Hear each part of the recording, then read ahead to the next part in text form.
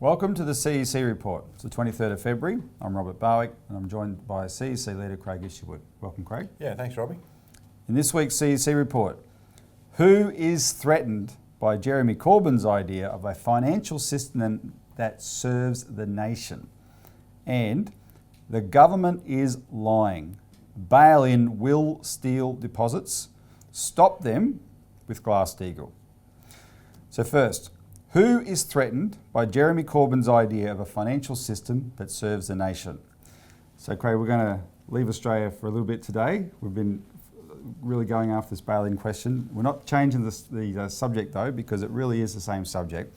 With the bail-in passing in Australia this week and the way it passed, you can forgive people for being, pessimistic. Well, they're actually pretty angry too, Robbie, because of the way it was done. No, exactly. Angry at the way it was done, and we'll show some footage, but also pessimistic. Can we ever beat the bankers, right?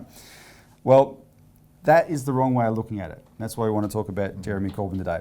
Have a look at the footage. We'll put some images up of the House of Representatives and the Senate when they passed and debated bail-in, right, and voted on it with just on the voices. Empty, right? That's what people are angry at. Right, and actually, incidentally, I'll talk about this more later. What they did is technically legal, right? Turns out the quorum idea didn't apply, but it's easy to miss the point. They had to do it that way. They had to keep the whole thing as under wraps as possible to pass it. It wouldn't have passed otherwise. Yeah, and you actually found out that even a number of the MPs were hoodwinked by this process. Absolutely. They didn't know that this was actually taking place. They didn't know that this law was being passed at the time. They were actually shocked to find out that their own parties had hoodwinked them because their processes, their formal processes, were unminded. Even in the party rooms, that's right. The normal procedures, they were quite shocked. Oh, that didn't happen, right? So you could look at it, and that's one, the point is you could say, okay, this is a show of strength by the bankers and their political minions, or you could realise, well, hang on, they're desperate. They've got to try to keep up a financial system, Craig. Bail-in is their insurance. Why wasn't this openly discussed, Robbie? Exactly. I mean, why are they trying to hide? Why are they trying to force this through under the carpet, so to speak, hidden from view? What are they worried about? That's the point. They're worried about the public, right? And that's why, we need to understand that. It's up to us to know, to get that sniff of blood, if you will. And I think, Robbie, go back to what our viewers here know, right? We mobilised on this issue of bail-in. Now, they tried to sneak in back in August this legislation that we've been talking about since 2013, what we call the omnibus legislation. If you go back to 2013, we caught whiff of the fact that they intended to bring legislation into Australia to bring in bail-in. We saw it. The financial stability blew the whistle and said there was legislation in train for bail-in. Now, we looked everywhere for that legislation. It finally popped up in August. It wasn't supposed to have been noticed. It came up, we found it, a member of ours here in the office found it on a Friday afternoon. Noticed it on a Friday afternoon, right? Yeah. We mobilised. Now, the committee, the Senate Economics Legislative Committee, usually gets about 35 submissions. We mobilised and they got over 1,000, they said. And probably closer to 2,000. We know from a member of the committee that was actually closer to, or over 2,000, possibly even higher. So we put the public focus on the fact that this issue was a number one concern for a large majority of Australians. And if the media wasn't rigged, Craig, it would have been the number one political issue. But all the exposure put on it was generated out of this office. And as we're going through, as this issue is going through Parliament, of course, we got the Barnaby Joyce issue, of course, massive coverage on that, whereas this is much more important. So the point I'm trying to make is, look, yes, they passed it, right? But it's what you call a Pyrrhic victory, where you can win a battle that actually ends up making you lose the war because people are waking up. We've noticed in terms of the CEC's exposure on the internet, we've gone viral, right? It's quite, people are suddenly taking stock. This is serious. And we need to sort of internalise that and go, okay, let's take that fact that we have the upper hand here. If the exposure escalates, if we can escalate our ability to bring pressure to bear on backbench members of Parliament, etc., we can hold them to account and we can force them to break ranks with their own parties. Because just before I give some more details, I want to just look at our last New Citizen here. The headline, Australian Alert Service, sorry, which people can call in for a free copy if they want. The headline, bail-in means a crash is coming, break up the banks now. And we list there a number of headlines that just erupted in the last week or so, including from none other than John Hewson, the former Liberal leader, in the 15 February Sydney Morning Herald. It was headlined, when the next financial crash hits, there will be little the Reserve Bank can do about it, right? And there's lots of these types of warnings happening, including from William White and the BIS. So this is happening, and as our elected officials face that reality, they will have to choose between serving discredited party leaderships and towing their line, or serving the people who put them there. In other words, serving the banks, Robbie, or serving the people. Exactly, Craig. So let me put it in these terms. What Australia needs, and the public needs to create it, is a Jeremy Corbyn. Why is that important? Jeremy Corbyn is the British financial oligarchy's greatest fear, right? He's not beholden to them in any way. He rose to the leadership of the party not by doing deals, but because finally, 6 or 7 years after the crash and after austerity, etc., the public was broken, and they recognised that this guy who'd been saying the same thing for 30 years against the City of London was right. And they fell in behind him in droves, and that's why he's now the leader of the opposition. Nobody like him, Craig, has ever come close to being in government before in the UK. Nobody, right? Now, I want to read a part of a speech that he just gave a couple of days ago. It was on the 20th of February. And just for the sake of the show, what we'll do is I'll read this speech and then we'll take a break and come back and discuss it, right? So he was addressing the manufacturers conference, called the manufacturers organisation called the EEF in the UK. So this is on the 20th of February. He gave a speech and he ended it in these terms. We need a fundamental rethink of whom finance should serve and how it should be regulated. There can be no rebalancing of our distorted, sluggish and unequal economy without taking on the unfettered power of finance. For 40 years, deregulated finance has progressively become more powerful. Its dominance over industry, obvious and destructive.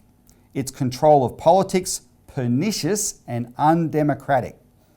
The size and power of finance created a generation of politicians who thought the City of London could power the whole economy. Out of control financial wizardry and gambling were left barely regulated, while the real economies in once strong industrial areas were put into managed decline. The welfare state was left to pick up the slack, with sticking plaster redistribution to the people and places held back by the finance-led boom of predominantly the southeast of England, i.e. London. For a generation, instead of finance serving industry, politicians have served finance. We've seen where that ends, the productive economy, our public services and people's lives being held hostage by a small number of too big to fail banks and financial institutions. No more. The next Labor government will be the first in 40 years to stand up for the real economy. We will take decisive action to make finance the servant of industry, not the masters of all. And I'll just say quickly, when he says that, his specific policies to do that include Glass-Steagall, separating the banks, and a national investment bank that is publicly owned that can put money into those areas. Robbie, right? when I start hearing that, what I hear is what the old Labor Party in this country used to be, where they're talking about the money power. And we've written a lot about this in our history documents. And when you understand the money power, this is what Jeremy Corbyn is taking on. Exactly. He actually learned it, in a long-term way from what old Labor did here. Let's take a quick break.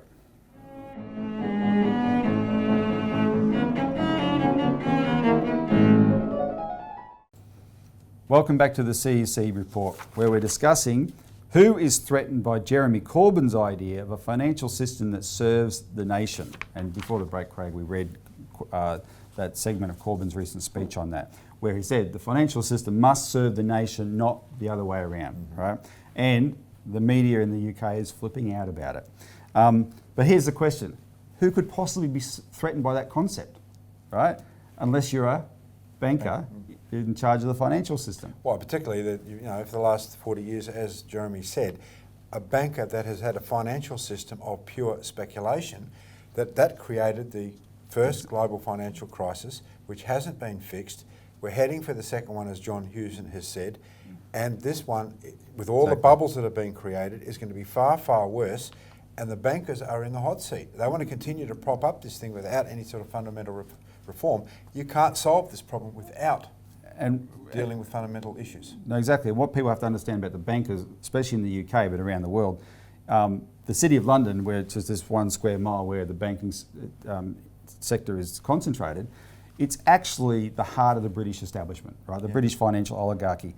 Because modern Britain, by their leaders, their elite's own terms, is we are a modern financial empire, right? That's how they see themselves, and that's the heart of it. So when Corbyn says this, he's going after the power base in the United Kingdom, right? And it really is declaring war on them. And as I said before, what he said his entire career. Up until now, the establishment's been able to ignore him for 30 years, but they can't ignore him because he has the people behind him. So what happens is in the UK, Craig, and if you want proof, viewers, go look it up on the internet. Jeremy Corbyn cops the worst press of any politician in the world, in the history of the world. The media in the UK is the most feral on earth. They just make stuff up all the time. And they call him front page headlines, he's a terrorist, he's a communist, he's a threat to Britain, everything outrageous they can think of. Now, once upon a time, this would have crushed any normal person. It only makes him stronger because it's the media that have got no credibility, right? The public hate them, they see right through it. But I just want to give an example of the latest one. They've made up a story that in the 1980s, Jeremy Corbyn sold British secrets to a Czech spy. Well, first of all, he didn't have any secrets to sell because he was a lowly backbencher who didn't know anything. But this is, he's a traitor. And they've come out, the government ministers have called him a traitor. They've compared him to Kim Philby, right? The famous guy who defected to the double agent who defected in the 1950s, yet it's all made up. The Czech and German governments who have access to the old communist archives in those countries have all confirmed it isn't true. Well, anyway, I want to play 2 clips now. First one is Andrew Neil from the BBC. Now, Andrew Neil used to be Rupert Murdoch's old lieutenant who maybe this is why he's done such a good interview here, because he broke with Murdoch and blew a whistle on how undemocratic he was. So he is taking on a government minister, the Brexit minister, Steve Baker. Listen to this quick segment of it. Listen to how Baker described Corbyn's ideas, which is the ideas we've just discussed of finance serving the people. Listen to that description, but then also listen to how the interview goes. The Defence Secretary says Mr Corbyn has, quote, betrayed his country. In what way? Well, the Defence Secretary's chosen his own words. I mean, the point for me about this debacle is that we betrayed believe... his country? Well, Jeremy Corbyn, I think, is a grave danger to this country, but that's because has he betrayed the country? That's because of the ideas in which he believes and what that would mean for our economy and our society. People have all sorts of ideas. But your Defence Secretary, our Defence Secretary, the Defence Secretary of this government, of our government, has said the leader of Her Majesty's opposition has betrayed his country. In what way has he betrayed his country? Well, that really is a question for Gavin Williamson. That's not the word. So you don't agree with it? Well, I'm not really commenting on the... Well, do you think he's betrayed the country? I think that Jeremy Corbyn is a grave danger to our country. But that's a political point. That's a different... Of course you do. Everybody in one party thinks the other party is a grave danger. Betrayal is an entirely different matter. That's a serious accusation. I just point out that a senior figure in the Czech Republic Defence Ministry says Sarkozy, who is the former Czech spy, it's his real name, is a liar. That's the exact word. Well, I would put it to you, it's clearly a lie on any evidence so far available to us that Mr Corbyn sold British secrets to the communists. Agreed? I've got no evidence to make a judgment so either to claim way. so would be a lie. Well, the question's been asked, the question should be answered, but it's not for me to sit here on your programme inventing evidence and reaching a conclusion myself. It's not something I'm willing to do. You leave that to your Tory colleagues. Now, so, even the BBC is saying to its other media, look, this, and they're no good, right? This you just made this stuff up. This is garbage, absolute garbage. And they've had to come on, and Andrew Neil did a good job in that interview and made them look like absolute idiots. But here's what's more important. Jeremy Corbyn, after all, is the leader. He's the guy in the firing line of this. And sometimes you wonder, how can a human being cop this all the time? Well, you're going to see right now, it has only made him stronger. And I'm going to play you the video statement he put out, and it has infuriated his enemies, but more importantly, it has terrified his enemies. Watch this. In the last few days, the Sun, the Mail, the Telegraph, the Express have all gone a little bit James Bond. They've found a former Czechoslovakian spy whose claims are increasingly wild and entirely false. He seems to believe I kept him informed about what Margaret Thatcher had for breakfast and says he was responsible for either Live Aid or the Mandela concert, or maybe both. It's easy to laugh, but something more serious is happening. Publishing these ridiculous smears that have been refuted by Czech officials shows just how worried the media bosses are by the prospect of a Labour government. They're right to be. Labour will stand up to the powerful and corrupt and take the side of the many, not the few. A free press is essential for democracy, and we don't want to close it down, we want to open it up. At the moment, much of our press isn't very free at all. In fact, it's controlled by billionaire tax exiles who are determined to dodge paying their fair share for our vital public services. The general election showed the media barons are losing their influence, and social media means their bad old habits are becoming less and less relevant. But instead of learning these lessons, they're continuing to resort to lies and smears. Their readers, you, all of us, deserve so much better. Well, we've got news for them. Change is coming.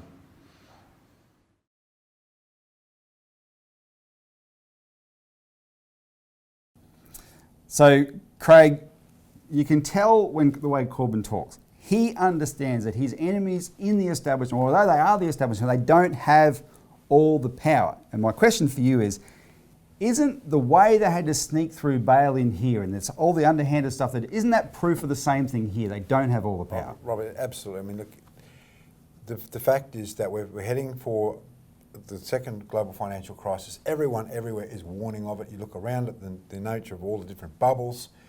Everyone knows this thing is coming down. The solution is Glass-Steagall, which we'll talk about in the next segment. But also look at what's taking place in the US with Donald Trump. What if Donald Trump goes with Glass-Steagall? And that will as he campaigned on. As he campaigned on. That will completely transform the US banking system. That's why at this stage he hasn't gone with it. They've tried to contain him. The banking establishment worldwide is very close to people being able, in positions of power, being able to say, turn on them and go, no, you guys are gone. And they're gone. Right? Do it Franklin Roosevelt. All right, let's take a break and we'll come back and talk about bail-in.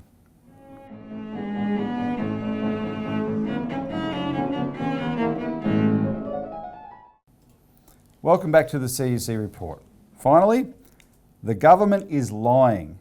Bail-in will steal deposits. Stop them with Glass-Steagall.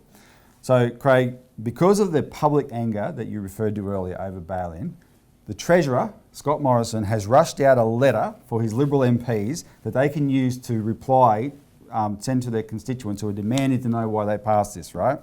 And assure the public there's nothing to worry about. And we've looked at the letter, it's a pack of lies. So let's just go through. We can't go through all of it. We put out a press release responding to everything in it, so you can get it in the latest Australian Alert Service. Call in and get a copy. But we'll go through some of the main claims about it, and we'll just respond. So the first thing that Morrison claimed, quote, "The bill was listed in the Senate order of business, as all bills are, and every senator had the opportunity to debate, move amendments, and vote on the bill if they so choose." Is that true? No, we know that there was an amendment being put up to specifically exclude... That the government knew was going to be put up. Exactly, that there was going to be to exclude bail-in from the bill. So it was crystal clear. Exclude deposits from being bailed in, yeah. Yeah, exclude deposits from bail-in from the bill. But whilst that amendment was so-called being checked by the government's lawyers, the bill was passed. They rushed it through. And the parties that were putting it up were absolutely shocked that this would be done. Exactly. All right. Next one. the legislation does not implement any sort of bank bail-in policy that would allow the seizure of deposits in times of financial instability. Is that true? No, Robbie. See, right through this entire legislation, you look at the legislation, what it doesn't do is specifically exclude deposits from bail-in. It's very vague. So it doesn't say deposits, but it's the way it's worded. Yeah, everything is very, very vague. So this is the way they do things, right? So when you get a crisis and people are in panic mode, they can say this. Does this legislation allow us to do it? Oh, yes, it does, because it doesn't exclude it. So because it's so vague, this is where the danger is. And what we were trying to do, even though we don't with the whole thing in the first place, is say, okay, well, specifically exclude deposits. Be precise. And this is what the government did not want to do. Okay. This next claim, Craig. Which proves their intention, by the way. Yeah. This next claim is the only slightly honest part of his letter. Quote, depositors are protected by the government's financial claims scheme, which guarantees deposits up to a cap of $250,000 per person. While the government retains discretion to activate the financial claims scheme when an institution fails, this discretion is underpinned by the government's ongoing commitment to protect depositor interests. You say? Yeah, well, that confirms exactly what Dr. Wilson-Sy said, is that the financial claims scheme hasn't been activated. The government has to activate it. It doesn't exist So yet. right now there is no guarantee over anyone's deposits. Until a bank actually fails. Now there's a fallacy here, Robbie, because everyone thinks of it's only going to be one bank that fails. But when you're talking about banks, you're talking about the same business model. In all the big four banks, yep. What we're warning against is that you're not going to be talking about one bank. You're going to be talking about a collapse of the entire system. So this has been, as we've warned about for many years, a complete fallacy. It's smoke and mirrors stuff. The danger lies in that people believe this, and this is why we need Glass-Steagall, the separation of the normal necessary commercial banking system and the protection of deposits from all this risky stuff and the merchant banking, investment banking. We need a complete separation of these two aspects of banking in our system, which is Glass-Steagall. Exactly. Let me just deal with one more. Quote, the legislation further strengthens depositor protections by reforming and updating APRA's resolution powers and by amending the definition of prudential matters to explicitly reference protection of the interests of depositors. Now, there's a difference, Craig, between protecting the interests of depositors and protecting deposits. And in New Zealand, which has this thing called a bail-in system there called open bank resolution, which includes deposits, their Reserve Bank argues that them taking deposits, which some countries call a haircut, taking some of their deposits, is in the interests of the depositors, because they say, this is the quote, it's from a primer on open bank resolution they put out in 2011 in their bulletin, that taking deposits, quote, provided a way to minimise the disruption that would occur to customers and the wider economy from the closure of a bank, end quote. I think depositors might disagree with that idea of interest of you think? depositors. I think, they all think, I'm sure. So Craig, quickly, as you said, the only way to protect deposits is Glass-Steagall. We are putting out this legislation for a private member's bill to actually do that. That's the next stage of the fight, right? We're going to have that soon, and people need to... That's going to be the open debate, Robbie, because look, it's not rocket science to go back to a system where you protect people's deposits through structurally changing the system. It's a political fight. It's not rocket science, but I must say that the man who was with me last week in Canberra, Dr. Wilson-Sy, who supports this, is a rocket scientist, actually. Yes, well, it's... So if you want that kind of proof, right, it isn't rocket science. So what we're going to do, sometime very soon, in the next little period, you'll hear announcements from the CEC that we've produced draft legislation. Everyone who supported this campaign and did something, stay involved and take that legislation to your Member of Parliament and demand they support it being introduced into Parliament. It will be the next major debate in this country. Exactly. So thanks for joining us, Craig. Thanks, Robbie. Thanks, viewers, for tuning in. Tune in next week for more of the CEC Report.